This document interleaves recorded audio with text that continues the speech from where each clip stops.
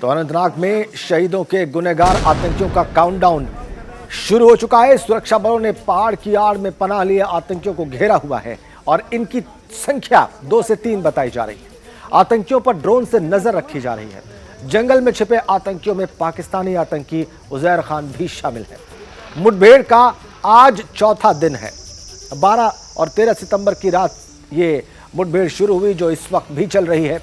आतंकियों से मुठभेड़ के दौरान 3 अफसर हमारे शहीद हुए थे, जबकि एक जवान का बाद में शव मिला था जो पहले लापता बताया गया। तो 4 शहादतें हो चुकी हैं और अभी भी ऑपरेशन ये चल रहा है। आपको बताते हैं कुछ डिटेल्स इस मुठभेड़ से जुड़ी हुई। इसकी शुरुआत हुई, देखिए बहुत लंबा अभियान चला। मुठभेड़ की शुरुआत हुई 12 और 13 सितंबर की दरमियानी रात। जी, मंगल और बुध की दरमियानी रात इसकी शुरुआत हुई जब सूचना मिली कि वहां पर आतंकी छिपे हुए हैं। चौथा दिन है आज इस मुठभेड़ का। जी, लंबा अभियान चला है। मुठभेड़ का चौथा दिन है आज। आतंकियों की तलाश कर रही है भारत की सेना। वहां पर तमाम सोफिस्टिकेटेड वेपन्स हैं। यह एनकाउंटर कहां हो रहा है यह भी आप समझ लीजिए। दक्षिणी कश्मीर में है अनंतनाग जिला और उसके कोकेरनाग के जंगलों में यह ऑपरेशन चल रहा है। इलाका कैसा है वो समझ लीजिए। वक्त क्यों लग रहा है इसको समझिए। कैसा इलाका है तो वहां पर जंगल और पहाड़ हैं, मुश्किल टोपोग्राफी, और इसीलिए उसमें छुपे हुए हैं आतंकी। 3 अफसर हमारे और 1 जवान इस अभियान में अब तक शहीद हो चुके हैं। जो छुपे हुए आतंकी उनकी तादाद 2 बताई जा रही है। उजैर खान भी इसमें शामिल है जो आतंकियों का वहां पर लीडर है। आतंकी कहां के हैं तो यह बिल्कुल स्पष्ट समझ में आ रहा है कि ये पाकिस्तानी आतंकी हैं जिन्होंने घात लगाकर भारतीय सेना पर हमला किया। आतंकी के नाम आप देखिए, उजैर खान ये आतंकियों का लीडर है वहां पर। इसी के नेतृत्व में वहां पर आतंकी काम कर रहे हैं और निगरानी वहां पर भारतीय सेना कर रही है ड्रोन से।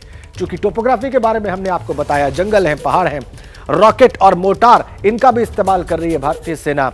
उनको तबाह करने के लिए, आतंकियों को समाप्त करने के लिए रॉकेट और मोटार यूज किए जा रहे हैं भारतीय सेना के द्वारा। तो यह लंबा अभियान 4 दिन से चल रहा है। अब हम आपको सीधा वहीं ले चलते हैं जहां पर यह सेना का अभियान चल रहा है, जहां पर आतंकियों की तलाश में है सेना। उनको समाप्त करने के लिए लगातार चौथे दिन यह अभियान चल रहा है। आसिफ कुरैशी हमारे संवाददाता जो इस सारे अभियान पर, इस सारे घटनाक्रम पर शुरुआत से बहुत करीबी और पैनी नजर रखे हुए हैं, इस वक्त वहां से लाइव कनेक्ट है। आसिफ, ताजा अपडेट क्या है आपके पास?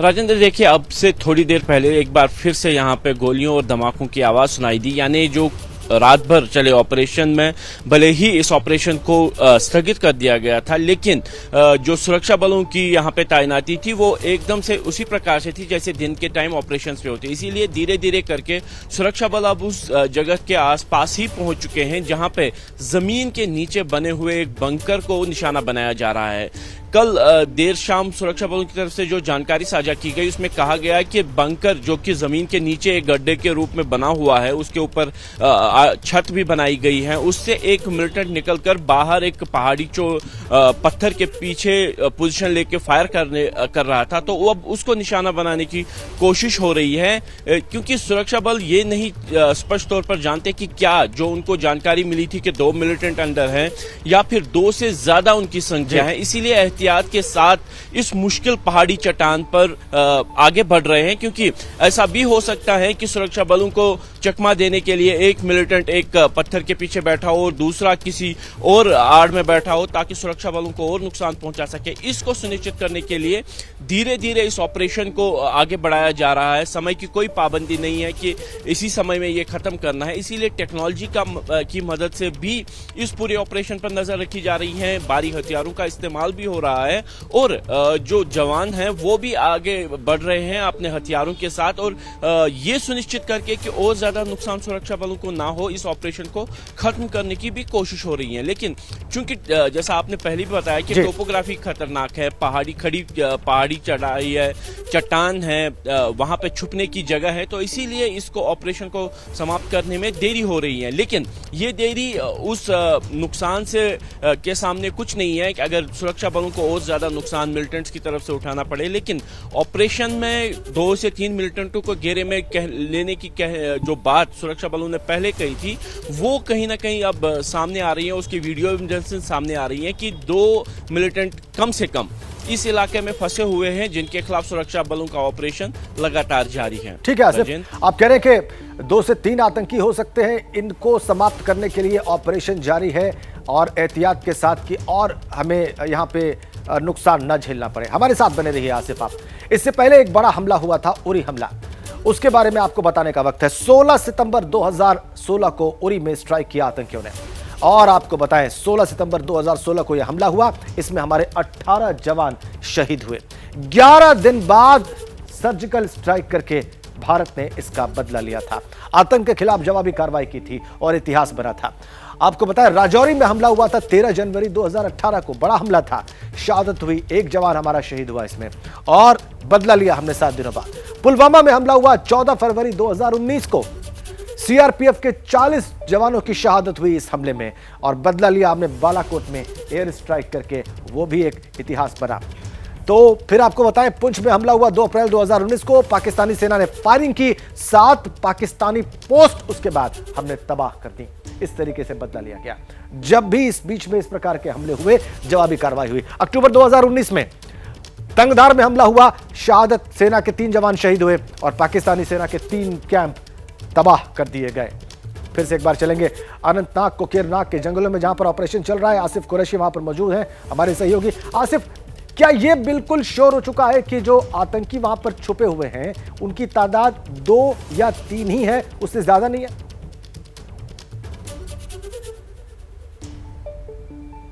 राजेंद्र, देखिए, पुलिस की तरफ से जो जानकारी साझा की गई थी जब ये ऑपरेशन शुरू किया गया था, एक कॉर्डन एंड सर्च ऑपरेशन था, क्योंकि जो 2 संदिग्ध पुलिस की हिरासत में थे उन्होंने बताया था कि यहाँ पे उन्होंने एक हाइड आउट बनाया है जमीन के नीचे, जिसको बस्ट करने के लिए ही ये ऑपरेशन पहले चलाया गया था। कहीं ना कहीं सुरक्षा बलों में ये चूक हो गई कि वो अंदाजा नहीं लगा पाए कि इस खड़ी पहाड़ी में एक जो हाइड आउट बना है उसमें उस समय मिलिटेंट्स हो सकते हैं, क्योंकि 5-7 दिनों तक इस इलाके की रेकी की गई थी, कोई मिलिटेंट मूवमेंट देखी नहीं गई थी। लेकिन जैसे ही सुरक्षा बल इस जगह पे पहुंचे तो उनके पास जानकारी ये थी कि 2 मिलिटेंट यहाँ पे हो सकते हैं जिनके खिलाफ ऑपरेशन करना है। लेकिन जिस तरीके से फायर पावर यहाँ पे इस्तेमाल हुआ मिलिटेंट्स की तरफ से, पहले कॉर्डन तोड़ने की कोशिश में उसमें तकरीबन 2-3 बर्स्ट जो थे फायर के वो आए थे, उससे यह आंकलन लगाया जा रहा है कि कम से कम 2 मिलिटेंट्स तो हो सकते हैं, लेकिन उससे ज्यादा भी हो सकते हैं। उजैर खान जो कि एक स्थानीय मिलिटेंट है कोकरनाग का, उसके होने की यहाँ पे खबर है। उसके साथ साथ एक विदेशी की पुख्ता जानकारी सुरक्षा बलों के पास है, लेकिन संख्या ज्यादा भी हो सकती है, क्योंकि जिस तरीके से यहाँ पे सुरक्षा बलों को चुनौती मिलिटेंट दे रहे हैं, लगातार मोर्टार और जो रॉकेट लॉन्चर्स हैं वो दागे जा रहे हैं, उसके बावजूद भी मिलिटेंट अपनी पोजीशन बनाए हुए हैं। यानी कहीं ना कहीं काफी हाईली ट्रेंड ये मिलिटेंट्स हैं जो इस तरीके के बमबाजी से भी आपने काफी विस्तार में बताया कि वहां पर क्या चुनौतियां हैं सेना के सामने। बहुत धन्यवाद आपका। पत्रकारिता कोई इमोशन नहीं है, ना अपना कोई ज्ञान देना है और ना कोई विचार थोपना है। पत्रकारिता क्या है?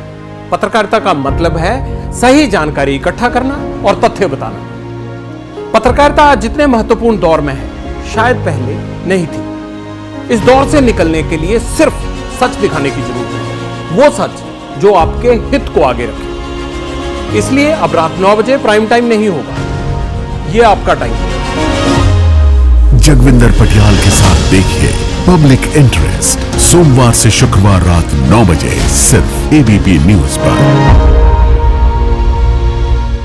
एबीपी न्यूज आपको रखे आगे।